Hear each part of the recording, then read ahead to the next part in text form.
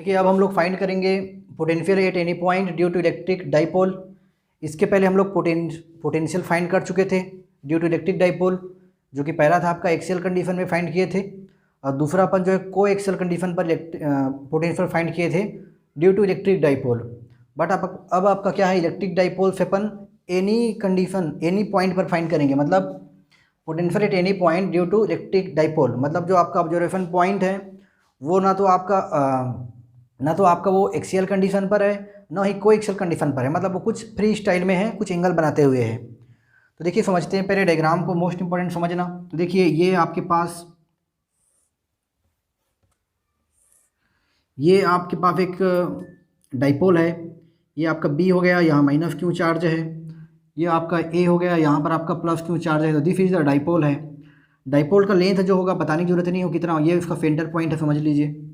अब इस centre point से ये लेंथ कितना होगा, यहाँ पर एल लेंथ होगा और यहाँ पर भी कितना लेंथ होगा, एल लेंथ होगा, क्योंकि डाइपोल का लेंथ होता है वो कितना होता है, वो जो है कम्प्लीटली 2L होता है। अब देखिए यहाँ पर जो ऑब्जर्वेशन पॉइंट है ना, यानी कि पॉइंट पी है, वो जो है ना तो एक्सियल कंडीशन पर है, ना ही को एक्सियल कंडीशन पर है। तो अपन एज्यूम करते हैं कि वो जो उसके सेंटर पे देखिए इस वाले जगह पर है, यहाँ पर है, इस पॉइंट पी पर है, ये पॉइंट पी हो गया। और कौन सी कंडीशन कितने डिस्टेंस पर है, तो वो आर डिस्टेंस पर है, तो कंफर्म है। और वो यहाँ पे कितना एंगल बना रहा है, तो थीटा एंगल बना रहा है। तो यहाँ पर अगर हम उसका पोजीशन वेक्टर देखें तो इसका पोजीशन जो है आपका आर है, डिस्टेंस आर है, और ये थीटा एंगल बनाते हुए रखा हुआ है। तो ऐसे करके इसको अपन एज्यूम कर सकते हैं, ठीक है। अब हम लोग क्या करेंगे, पहले प्रीवियस क्वेश्चन की तरह भी देखेंगे इसको भी। तो क्या हो जाएगा, ये आर है आपका, इस वाले पॉइंट को यहाँ पे मिला दीजिए और इस वाले पॉइंट को देखिए यहाँ पे मिला दीजिए, तो कुछ इस तरह का डायग्राम बन जाएगा। अब बेसिकली उस वाले क्वेश्चन में यानी कि जो एक्सियल और को एक्सियल का जो क्वेश्चन था उसमें भी हम लोग क्या फाइंड करते थे, ओनली डिस्टेंस फाइंड करते थे। हम लोग पोटेंशियल फाइंड करेंगे at a point P due to plus Q charge, और पोटेंशियल फाइंड करेंगे at a point P due to minus Q charge. तो वहाँ पर डिस्टेंस फाइंड करते थे ए से पी का और बी से पी का। तो यहाँ पर भी वही फाइंड करेंगे, बट यहाँ पर कुछ कैलकुलेशन कर लेंगे, ठीक है। तो देखिए अपन क्या करते हैं, इस वाले पॉइंट से अब देखिए मान लो आपके पास ये बहुत सारा ये लाइन है, ऐसा ये लाइन है, यहाँ तक है। अगर आपको फाइंड करना ये दोनों लाइन को इक्वल लेना है तो क्या करना पड़ेगा आपको, इस दोनों लाइन को इक्वल लेना है। देखिए ये लाइन अभी लंबा है, थोड़ा सा लेंथ ज़्यादा है इसका, ये कम है। अगर इसको पूरा इक्वल लेना है, ये दोनों लाइन इक्वल हो जाए, उसके लिए क्या करना पड़ेगा, यहाँ से आप एक लाइन ड्रॉ कर दीजिए परपेंडिकुलर। तो अब जो बचा ना ये वाला ए बी सी, ऐसे कर देंगे तो ये जो लाइन है वो इसके इक्वल होगा। पहले ये लाइन शॉर्ट था, ये लाइन लॉन्ग था, लेकिन अब जब कंपेयर करेंगे तो ये जो लाइन है वो यहाँ तक तो इक्वल है। तो ये वाला मेथड यहाँ पर भी अप्लाई करेंगे अपन। तो देखिए क्या हो जाएगा यहाँ पर, इसलिए हम लोग इसके इक्वल यहाँ पे लाइन कंसीडर करेंगे। तो ये देखिए यहाँ पे अगर हम लोग परपेंडिकुलर लाइन ड्रॉ कर दें तो ये ए से एम हो जाएगा परपेंडिकुलर।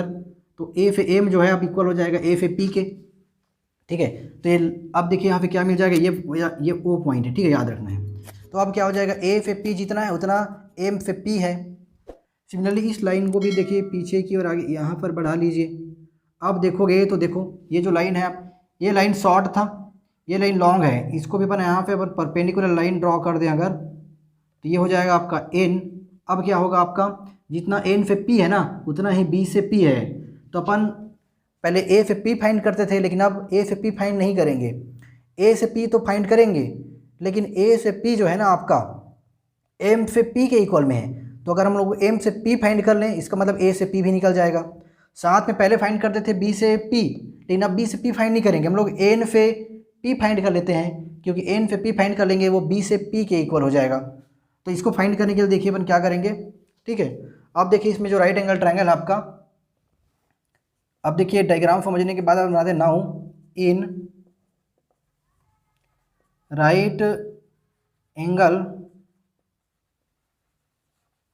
ट्रायंगल, इन राइट एंगल ट्रायंगल में अपन देखेंगे तो फर्स्ट ट्रायंगल कौन सा है आपका, देख लीजिए यहाँ पे ये आपका ए है, ए एम ओ में देखेंगे तो triangle A M O, in right angle triangle A M O check कीजिए, यहाँ पर A then M O, cos theta apply कर दीजिए।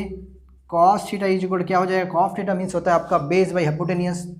तो बेस है आपका ओ एम और हाइपोटेनियस है आपका, देखिए ओ ए इसका हाइपोटेनियस होगा, ये ओ पे ए क्या हो जाएगा हाइपोटेनियस।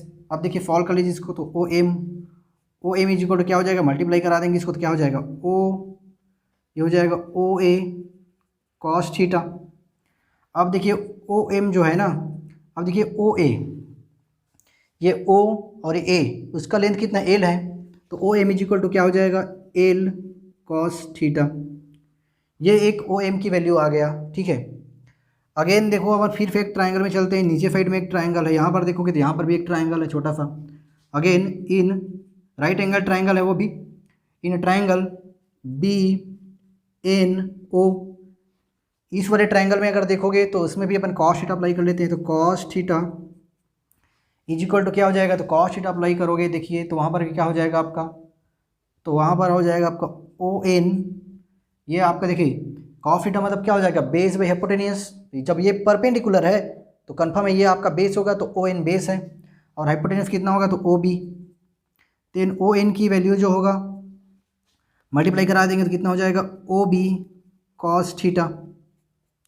देन ओ एन जो है आपका, तो O N is equal to O B.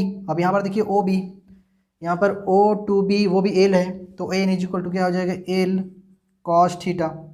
तो ओ एम की वैल्यू फाइंड हो गया यहाँ से, और ये ओ एन की वैल्यू फाइंड हो गया, ठीक है।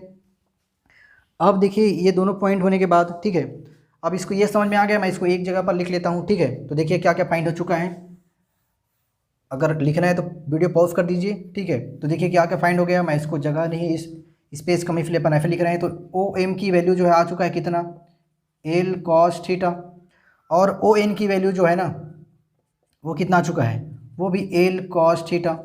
तो ये दो वैल्यू अपन फाइंड कर चुके हैं, या बुक में अपन इसको डिटेल बुक में या फिर कॉपी में लिखोगे तो अच्छे से इसको लिखना, ठीक है। देखिए अब फाइंड करते हैं हम लोग, चलते हैं पोटेंशियल वाले मेथड से। अब क्या करेंगे, पोटेंशियल देखिए, पोटेंशियल एट पॉइंट पी, हम लोग पोटेंशियल फाइंड करेंगे पॉइंट पी पर due to plus Q charge, first due to plus Q charge. तो क्या हो जाएगा, इसको ले लेंगे V one is equal to 1/4 pi F long naught into, distance कितना होगा A P, year A P, sorry charge की वैल्यू पुट करते हैं यहाँ पर, के हो जाएगा इनटू ये चार्ज, डिस्टेंस कितना हो जाएगा ए पी, ठीक है, okay.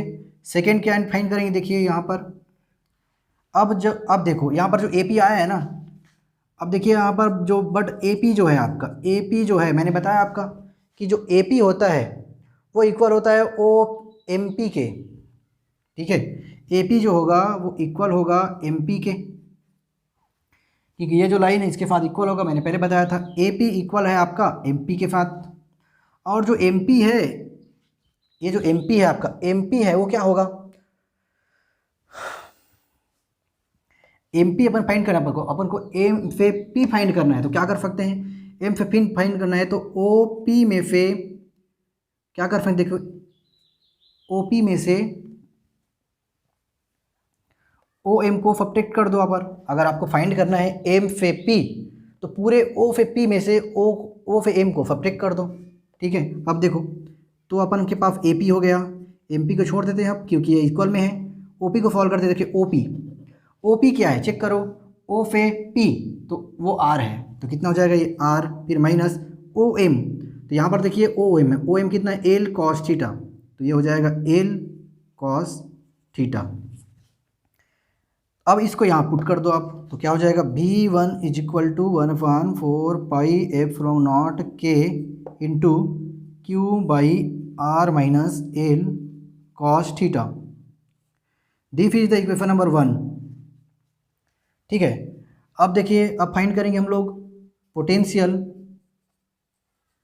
8 point P due to minus Q charge. हम लोग क्या फाइंड करेंगे, पोटेंशियल फाइंड करेंगे 8 point P due to minus Q charge find करेंगे। इसमें भी देखिए लगा दीजिए क्या हो जाएगा, V2 हो जाएगा is equal to 1/4 pi F from naught के, फिर यहाँ पर माइनस क्योंकि माइनस क्यू चार्ज है, distance will be B P, distance कितना हो जाएगा आपका बी पी, ये बी पी हो गया। अब देखिए बी पी की वैल्यू निकालते हैं, बट हम लोग जानते हैं कि जो बी पी होता है, बी पी जो है यानी बी फे जो पी है ना वो इक्वल है, किसके इक्वल है, एन फे पी के, वो इक्वल है एन टू पी। जो देखो जितना लेंथ इसमें है ना बी से पी, उतना ही लेंथ इसमें है एन से पी। तो अब एन पी क्या वैल्यू फाइंड कर लीजिए। तो एन पी कैसे होगा, देखो एन टू पी, तो यहाँ पे तो ये कैसे हो जाएगा एन फे ओ, यानी ओ फे एन ओ कर लो, एन टू ओ, देखो एन टू ओ ये भी, और ओ टू पी। अब क्या हो जाएगा ओ टू पी। तो एन टू ओ यानी कि ओ एन वो कितना है एल कॉस थीटा, तो हो जाएगा L cos theta plus O P तो आर है आपका, तो ये आर हो जाएगा। तो इसको अच्छे से लिख लेंगे तो ऐसा हो जाएगा ये O P plus O N, तो अब ऐसे दिखेगा आपका R plus L cos theta, ऐसा लिख सकते हैं इसको। अब इसको यहाँ पर पुट कर दीजिए वी टू की वैल्यू, तो देखिए V two is equal to क्या हो जाएगा अब 1/4 पाई एप्सिलॉन नॉट इंटू क्यों, यहाँ पर माइनस साइन भी रहेगा क्योंकि माइनस है उसमें, और जो आपका ये बी पी है ना, उस बी पी की वैल्यू कितना हो जाएगा R plus L cos theta, तो R plus L cos theta. तो ये जो है आपका वी टू की वैल्यू हो गया, and this is the value of V one. अब क्या करेंगे वी वन और वी टू को ऐड कर देंगे, ठीक है, वी वन और वी टू को क्या कर देंगे अपन ऐड कर देंगे।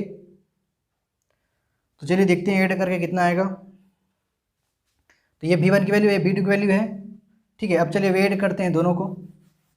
अब हम लोग ऐड करेंगे तो देखिए ये जो दोनों वैल्यू आ चुका है, ये इक्वेशन नंबर 1 है and this is the equation number 2। Add कर देंगे V1 और V2 को, तो V अगर नेट फाइंड करेंगे, V नेट फाइंड करेंगे, नेट पोटेंशियल फाइंड करेंगे अपन,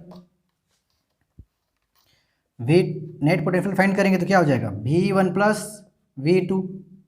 यहाँ पर ऐड कर देते हैं, कॉमन देखिए आ जाएगा, यहाँ पर कॉमन है वो कॉमन ही ले लेते हैं पहले, फिर तो क्या हो जाएगा 1/4 पाई एप्सिलॉन के, और ये क्यू जो है कॉमन हो जाएगा। यहाँ पे बचेगा देखिए 1/r minus L cos theta, यहाँ पर माइनस है क्योंकि यहाँ पर भी माइनस है तो माइनस हो जाएगा। तो यहाँ पर बचेगा 1/r plus L cos theta.